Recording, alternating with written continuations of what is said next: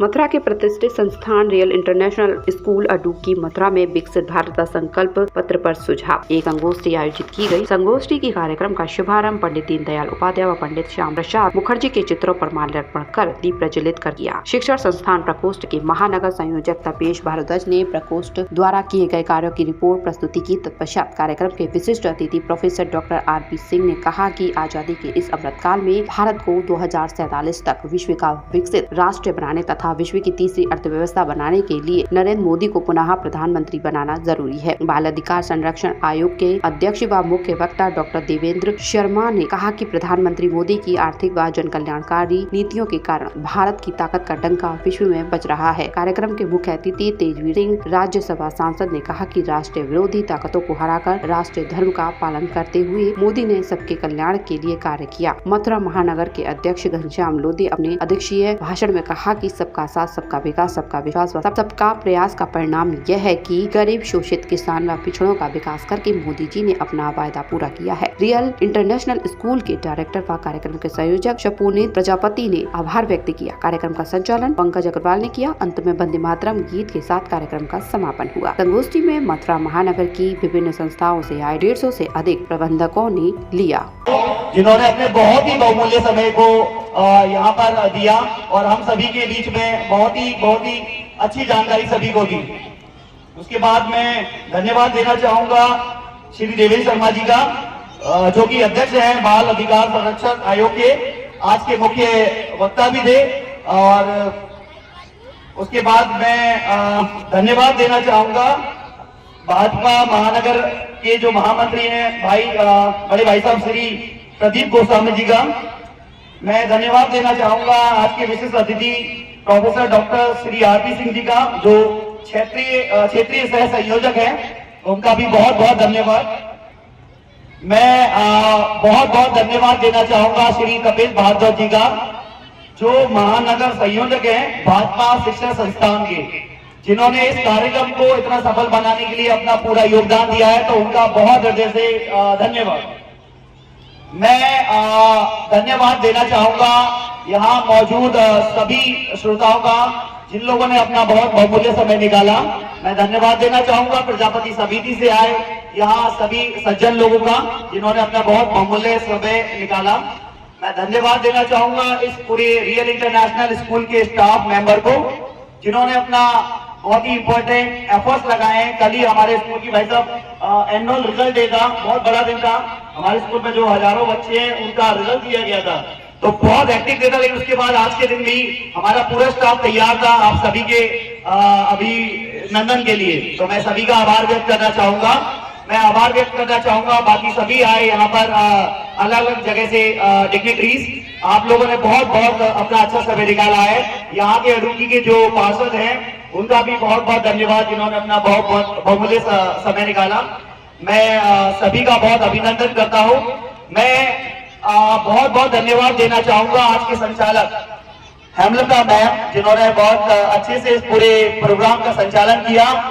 इसके अलावा जो हमारे प्रिंसिपल हैं स्कूल के, सर रियल इंटरनेशनल स्कूल के जो प्रिंसिपल हैं श्री पंकज अग्रवाल जी, उनका भी मैं बहुत धन्यवाद करना चाहूंगा।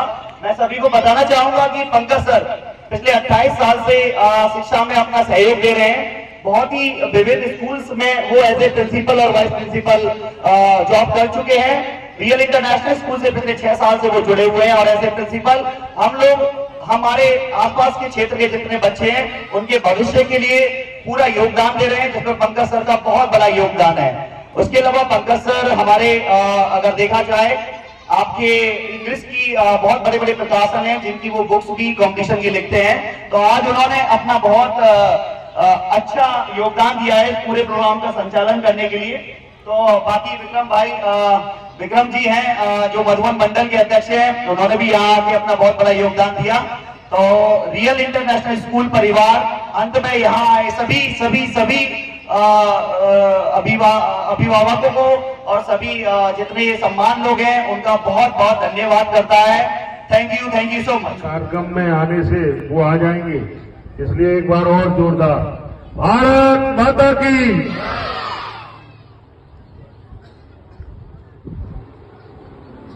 शिक्षा शिक्षण संस्थान प्रकोष्ठ के इस कार्यक्रम की अध्यक्षता कर रहे आदरणीय घनश्याम सिंह लोधी जी, हम सबके 3 बार प्रतीक के रूप में इस लोकसभा का परचम फहराने वाले, वर्तमान में राज्यसभा के सम्मानित सदस्य श्रद्धेय चौधरी तेजवीर सिंह जी, हमारे अभी अभी पधारे हमारे अनुज महानगर के महामंत्री भाई प्रदीप गोस्वामी जी, आदरणीय डॉक्टर शिवराज जी, आदरणीय हमारे इस क्षेत्र के पार्षद निरंजन जी, हमारे तपेश भारद्वाज जी, अभी जिनका उद्बोधन सुना आपने, ऐसे हमारे बड़े भाई आदरणीय डॉक्टर आरपी सिंह जी, हमारे इस विद्यालय के डायरेक्टर भाई, हमारे छोटे भाई पुनीत जी, भाई पंकज जी, और यहां पर उपस्थित बुजुर्गों का चरण वंदन करता हूं, मातृशक्ति का वंदन करता हूं, नौजवानों का अभिनंदन करता हूं। जैसा कि आज विषय है विकसित भारत, हमारे देश के गौरव, हमारे प्रधानमंत्री नरेंद्र भाई मोदी ने एक स्वप्न दिखाया विकसित भारत का। जो विकसित भारत की कल्पना की है, आखिर कैसे होगा विकसित भारत, 14 से पहले क्या स्थिति थी और वर्तमान में क्या स्थिति है, इसका अगर हम तुलनात्मक अंतर करते हैं तो हमारी विषय समझ में आ जाएगा। क्योंकि 14 से पहले जो देश की स्थिति थी, जिनके हाथ में भारत माता की कमान थी, वो भारत माता का व्यक्तिगत स्वार्थ का रसास्वादन लेने के लिए भ्रष्ट आचरण के कारण सत्ता का रसास्वादन कर रहे थे। लेकिन आज 14 के बाद परिदृश्य बदल गया। आज भारत की जो नुमाइंदगी करने वाले लोग हैं, भारत की सत्ता का संचालन करने वाले लोग हैं, अंतर इस बात का दिखाई देता है। पहले जब 14 से पहले भारत का प्रधानमंत्री अमेरिका जाता था तो अमेरिका का राष्ट्रपति मिलने का समय नहीं देता था, लेकिन आज भारत का प्रधानमंत्री अमेरिका जाता है और जब वह वहां पर पहुंचता है तो भारत माता की जयकारे लग जाते हैं। क्या हमारा स्वाभिमान बढ़ता कि नहीं बढ़ता? ये है विकसित भारत की कल्पना। भारत का प्रधानमंत्री जब नेपाल में जाता है, त्रिपुंड लगाता है, गेरुआ पहनता है, भारत का स्वाभिमान बढ़ता कि नहीं बढ़ता? यह है विकसित भारत। भारत का प्रधानमंत्री जब इस्लामिक देश में जाता है, मंदिर का निर्माण के लिए भूमि पूजन करता है, मंदिर का निर्माण कराता है, ये अंतर दिखलाई देता है। क्या स्वाभिमान बढ़ता कि नहीं बढ़ता? ये विकसित भारत का स्वप्न है। बांग्लादेश की ये मात्र 3% रह गई है और अफगानिस्तान में मात्र 500 परिवार रह गए हैं। जो 5 लाख थे, मात्र 500 परिवार रह गए। ये कहां गई वहां की जनसंख्या? जब इस पर जब ध्यान से विचार करते हैं तो पता चलता है 3 कारण हो सकते हैं। या तो उनकी हत्या कर दी गई, या उनका धर्मांतरण कर दिया गया, या पाकिस्तान में और बांग्लादेश में रह रहे हमारे हिंदू भाई जितने भी थे, अपनी माता बहनों की अस्मिता बचाने के लिए, मातृशक्ति का सम्मान बनाने के लिए वो वहां से पलायन करके हिंदुस्तान में शरणार्थी के रूप में रह रहे थे। क्या उनका विकास नहीं होना चाहिए? क्या उनका राशन कार्ड नहीं बनना चाहिए? क्या उनको शिक्षा में नहीं मिलनी चाहिए? उनको तभी मिल सकती है जब उनको नागरिकता दी जाए।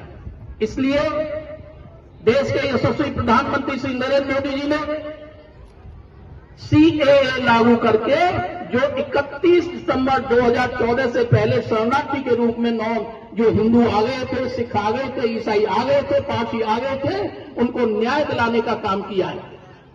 विरोधी पार्टी ने हंगामा मचाया, शाहीन बाग जैसा कांड किया कि हम किसी की नागरिकता लेना चाहते हैं। बातचीत यह है कि सीएए किसी की नागरिकता लेने का कानून नहीं है, बल्कि सीएए नागरिकता देने का अधिकार है। और नागरिक देने का ये कानून उन लोगों के लिए है जो कम से कम 75 साल से किस तरह से रह रहे थे, आप देख रहे थे। ये इंस्टीट्यूट उनको भी विकास की मुख्य धारा से जोड़ने का काम किया है, तो भारतीय जनता पार्टी के यशस्वी प्रधानमंत्री श्री नरेंद्र मोदी के नेतृत्व में हुआ है। हम महिलाओं की बात करते हैं, जब तक आधी आबादी का विकास नहीं होगा तब तक देश विकसित राष्ट्र नहीं बन सकता। मातृशक्ति के लिए भी नारी शक्ति बंधन कानून बनाकर महिलाओं को मातृशक्ति को 33% आरक्षण देने का काम किया है। तो भारतीय जनता पार्टी के यशस्वी प्रधानमंत्री श्रीमान नरेंद्र मोदी के नेतृत्व में भारतीय जनता पार्टी ने किया है। हमारी तो संस्कृति यह है, हमारी तो संस्कृति है कि हम मातृशक्ति का हमेशा सम्मान करते हैं। आयोजन कर रहे हैं, पुनीत जी ने विषय बहुत गंभीर लिया है, विकसित भारत। और जब हम विकसित भारत की बात करते हैं तो विकसित भारत तभी हो सकता है जब सभी प्रांत विकसित हों, और सभी प्रांत विकसित हो तब विकसित होंगे प्रांत जब उस प्रांतों में रहने वाले सभी लोग विकसित हों। जब इस पर हम विचार करते हैं तो ध्यान में आता है कि देश के 70 साल होने के बावजूद भी पूर्वोत्तर राज्य, चाहे बंगाल हो, चाहे अरुणाचल प्रदेश हो, चाहे त्रिपुरा हो, ये पूर्वोत्तर राज्यों में विकास की गति पकड़ ही नहीं पाई।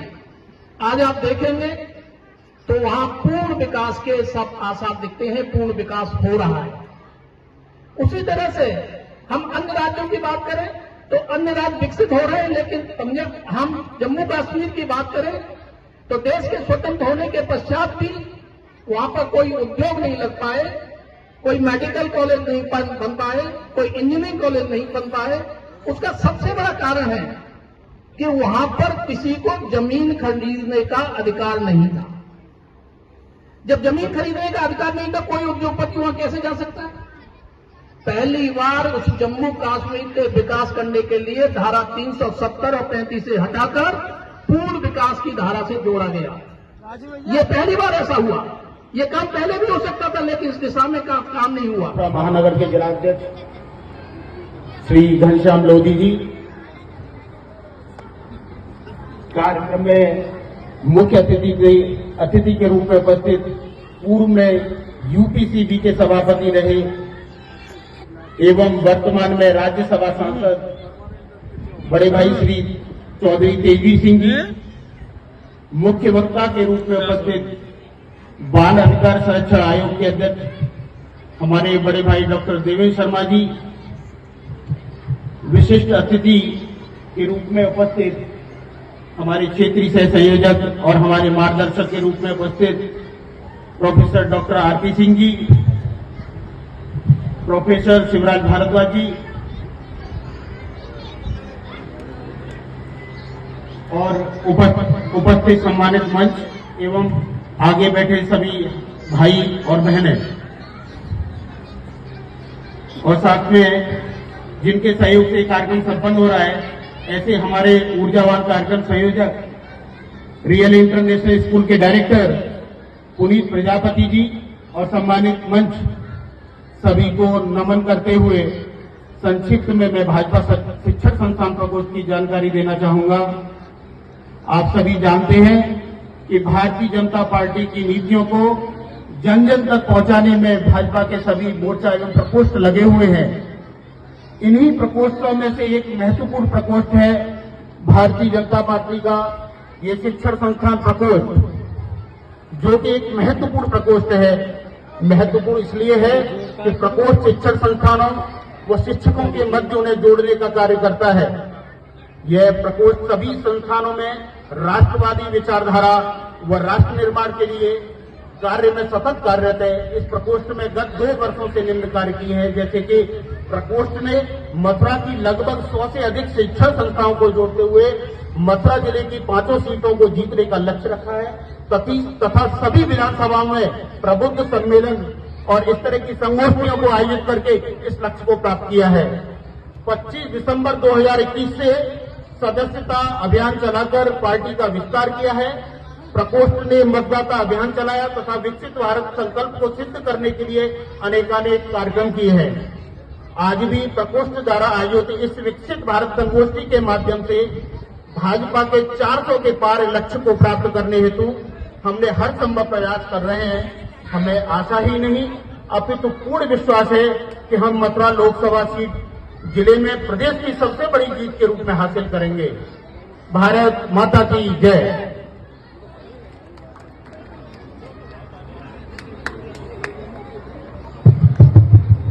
बहुत बहुत धन्यवाद कपिल सर। इसी क्रम में आगे बढ़ते हुए मैं विशिष्ट अतिथि और क्षेत्रीय सह संयोजक professor doctor RP Singh ji का से भी निवेदन करती हूँ कि वे मंच पर आएं एवं विकसित भारत संगोष्ठी एवं सुझाव के लिए अपने विचार प्रकट करें।